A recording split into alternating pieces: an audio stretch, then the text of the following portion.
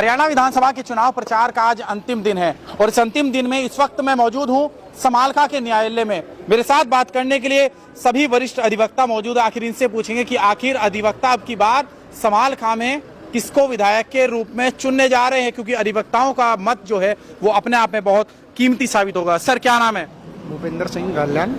क्या लग रहा है सर अब की बार आखिर अगर समालखा की बात करें, एक तरफ भारतीय जनता पार्टी से प्रत्याशी है मनमोहन बड़ाना, दूसरी तरफ धर्म सिंह छोकर जो कि विधायक भी रहे हैं, रविंद्र मछरोली भी है, राजेश झटीपुरा भी हैं, लग रहा कि सारी विधानसभा यही चलने वाली है। आखिर मुझे लगता है कि जैसे धर्म सिंह छोकर जी पहले भी विधायक रहे हैं जी।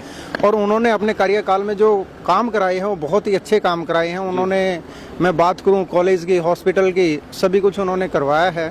और लेकिन मैं बात करूं और अदर विधायक की, करतार सिंह बनाना 2 प्लान यहाँ से एमएलए रहे, लेकिन जब उनसे मिलने जाते थे तो वो लोगों से मिलते नहीं थे और कहते थे यार ये भूखन एरिया है और ये भूखन लोग आए हैं, इनको खाना खिलाओ।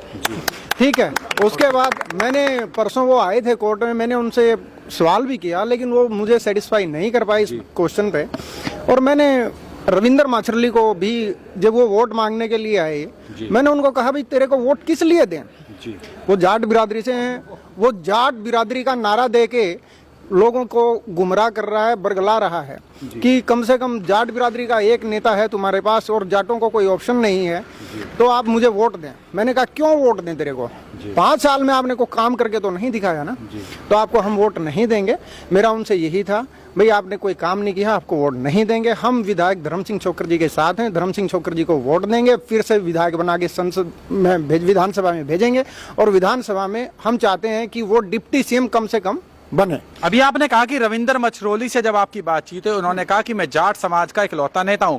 क्या हरियाणा में जातिगत आधार पे सियासत चल रही है?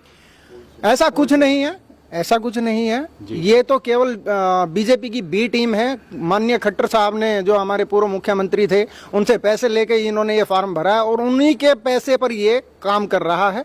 और वही वोट काटने, जो हमारे पूर्व मुख्यमंत्री श्री भूपेंद्र सिंह हुड्डा जी ने कहा कि ये जो वोट काटू हैं इनको वोट मत दें, मैं आपके माध्यम से यह भी अपील करूंगा ऐसे लोगों को बिल्कुल वोट मत दें जो वोट काटने का काम करते हैं। ठीक है, मैं मानता हूं सीधा सीधा मुकाबला बीजेपी और कांग्रेस में है, तो कांग्रेस और बीजेपी को ही वोट दें। लोग काम को देखते हैं।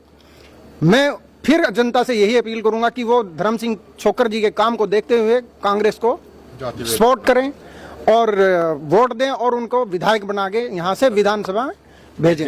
जिन भाई साहब से बात हुई, इनका कहना साफ तौर पर है कि जो निर्दलीय प्रत्याशी है उधर उधर वोट ना डाले, भाजपा और कांग्रेस की लड़ाई। आपके हिसाब से किसकी जीत है और किसकी हार लग रही है?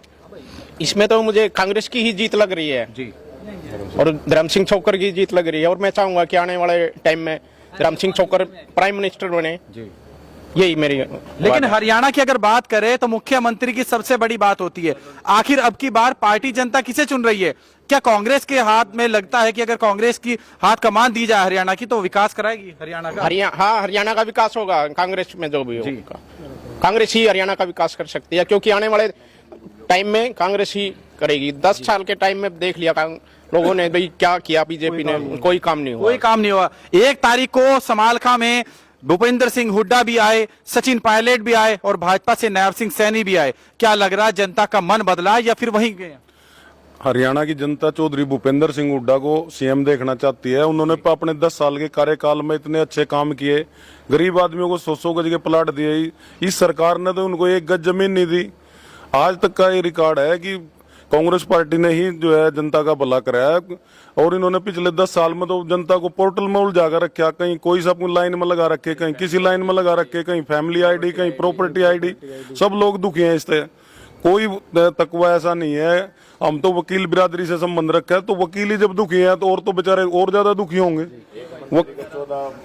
और ऐसे मंत्री बना कर बिठा दिए, उसकी खुद की पार्टी के उन्हें क्या बल्याग्र थे। अगर भाई ये क्या हो रहा है?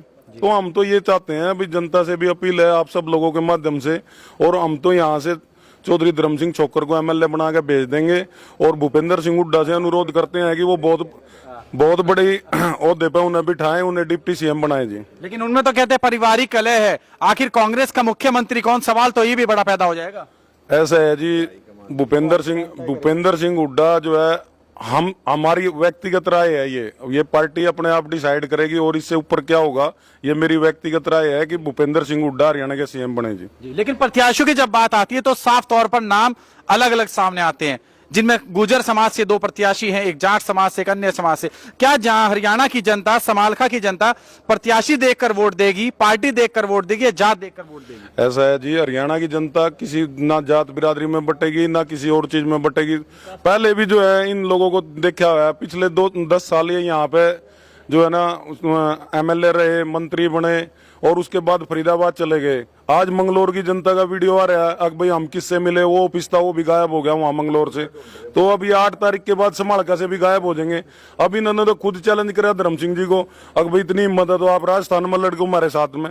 तो इन्होंने तो पहले से ही राजस्थान का बना रखा अपना मन। तो अब ये समालके की जनता का क्या भला करेंगे। और किसी बिरादरी से भी कहो, सभी लोग जो है धर्म सिंह छोकर के साथ है, एकजुट है। हर 36 बिरादरी का नारा है धर्म सिंह हमारा है। 36 बिरादरी का नारा धर्म सिंह हमारा। आखिर ऐसे में सवाल तो ये भी होगा, यदि विधायक बन भी जाते हैं कांग्रेस पार्टी से, क्या प्रदेश में अब की बार कांग्रेस की सरकार आ सकती है? क्या 90 विधानसभा में बहुमत साबित करने के लिए हरियाणा तैयार है? 100% कांग्रेस की सरकार आएगी। 60 से 70 सीटें हरियाणा में आ रही हैं, कांग्रेस की सरकार आएगी। जनता ने तय कर लिया, इसमें कोई शक नहीं है, ना कोई गुंजाइश है। आखिर क्या कारण रहेगा? एक तरफ तो मोदी मैजिक भी है, हरियाणा में योगी आदित्यनाथ भी आए, वो बयान भी दे गए कि बटोगे तो कटोगे। क्या वो नारे भी फेल होंगे? जो मोदी मैजिक था उस मैजिक पे ही हुआ है, क्योंकि पूरे हरियाणा की जनता का मैजिक ही तो बनाया है पूरे 10 साल। पोर्टल का मैजिक, एक तरफ कह रहे हैं कि पर्ची और खर्ची, जो इनकी पर्ची है वही खर्चे से मिली है इन कैंडिडेट्स को। अगर उस खर्चे से ना मिलती तो इस हलके में 10 कैंडिडेट थे, ये वहां से क्यों आया फरीदाबाद से? इतना लंबा होने की जरूरत नहीं थी। अगर जो ये पर्ची से और खर्ची से नहीं मिलती तो शशिकांत कौशिक यहाँ उम्मीदवार होते और हम सब लोग उनका समर्थन करते होते। बड़ी बात। एक सेकंड, क्या शशिकांत कौशिक का बड़ा नाम सामने आ रहा था? क्या वो प्रत्याशी हट गए, इस वजह से भाजपा फेल हुई क्या? शशिकांत कौशिक यहाँ से जिताऊ उम्मीदवार थे, भाजपा ने जो है उनको पैसे कम होने की वजह से टिकट नहीं दिया। ये फरीदाबाद से आया, इसने बहुत सारे पैसे देकर टिकट को खरीदा, हमारी समालका की जनता के सारे स्वाभिमान को ठेस पहुंचाई।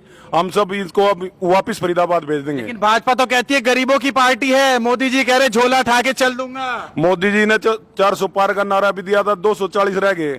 अगर ऐसे गरीबों की पार्टी होती तो 450 सीट आती। अब समालका में अब की बार तो कोई नारा ही नहीं दे रहे, पीछे 75 पार के नारे में ही 40 रह गई थी। कह रहे शशिकांत कौशिक, अभी आपने कहा अगर वो प्रत्याशी होता तो वो विजयी हो जाते। आखिर उनकी जीत का क्या कारण था? कि पार्टी पसंद है, प्रत्याशी पसंद है? शशिकांत कौशिक जो है पार्टी से बढ़ के नेता थे यहाँ पे और इतने लंबे टाइम से लगभग 5 साल से पूरे हलके की सेवा कर रहे थे। कोई भी ऐसा आदमी नहीं है हलके में जो उनको नहीं जानता हो। और अब मैं शशिकांत के सभी चाहने वाले से ये अनुरोध करूंगा आपके माध्यम से कि वो उनका बदला लें। ये तो भीतरघात की बात हो गई बातों बातों में।